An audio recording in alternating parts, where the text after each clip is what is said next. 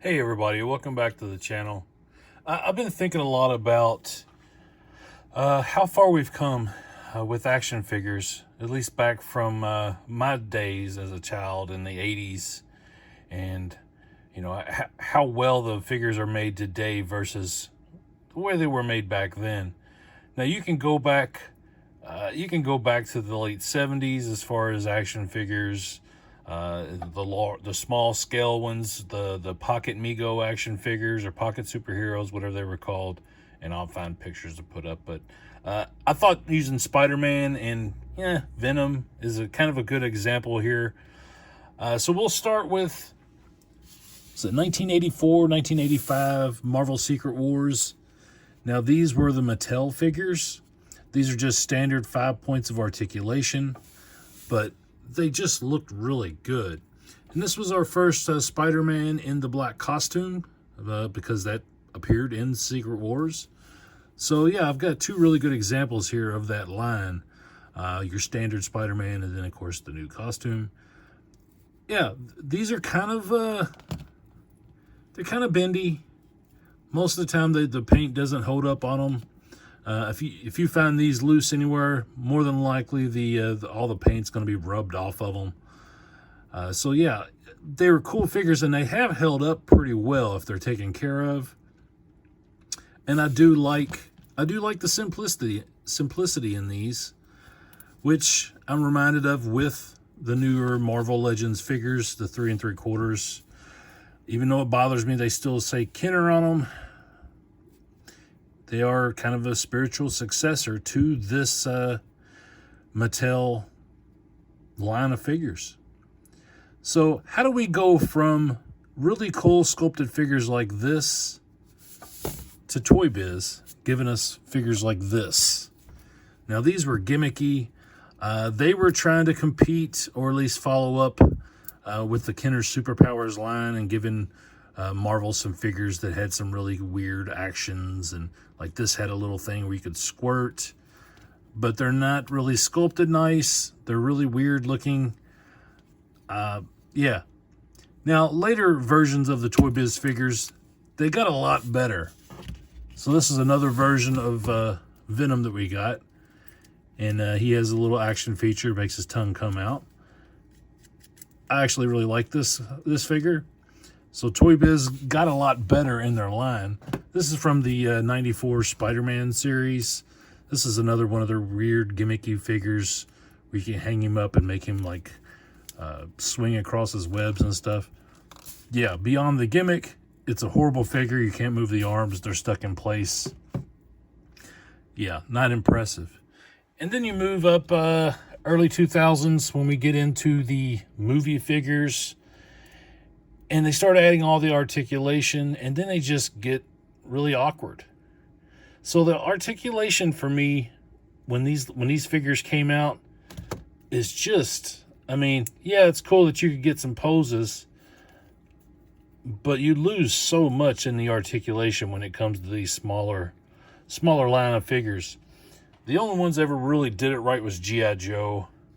They knew what they were doing with the articulated figures, with the band, and they kept the formula on all their figures, and it worked. These, no. This is a weird... I mean, it's not the worst. I've definitely seen worse figures, but yeah. They went all out on their sculpting, but then it's just, I don't know. To me, that old Toy Biz figure looks better than this. Now, granted, this is the movie design of Venom from Spider-Man 3 that most people hate. So maybe it's not a fair comparison. We do have the comic book version here, which is very accurate. Another figure we can talk about that just kind of got weird. Here's two of our Hugh Jackman as Wolverine figures from a couple of the X-Men movies. And see, they just, in order to add the articulation and stuff, they got really strange. Like this one, the head just has a turn, but this one is actually on a ball. They're really terrible figures. So I say all this because I feel like that you know, maybe today people are taking for granted how well the figures are made compared to what we had.